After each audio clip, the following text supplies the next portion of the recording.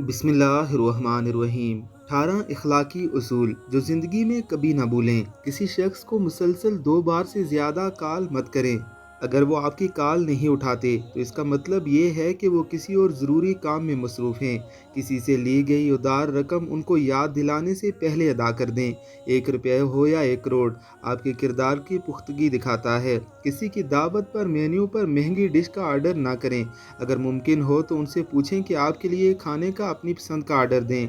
मुख्तलिफ सवालात किससे मत पूछें, जैसे ओह, तो आप अभी तक शादीशुदा नहीं हैं, या आपके बच्चे नहीं हैं, या आपने घर क्यों नहीं खरीदा।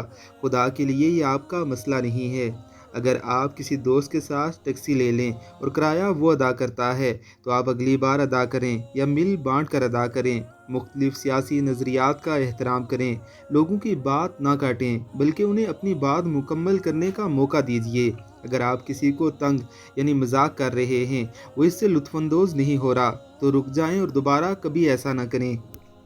जब कोई आपकी मदद करे तो आप उसका शुक्रिया ज़रूर अदा करें। किसी की तारीफ़ करनी हो तो लोगों के सामने करें और तनकीद तन्हाई में कीजिए। किसी के वज़न पर कोई तबसरा करने की कोई तुक नहीं बनती, बस कहें आप अच्छे नज़र आते हैं। अगर वो वज़न कम करने के बारे में बात करना चाहे तो आप भी कीजिए। जब कोई आपको अपने फ़ोन पर एक तस्वीर दिखाता है तो दाएं या बाएं स्विप ना करें। आपको कुछ नहीं पता कि आगे क्या है।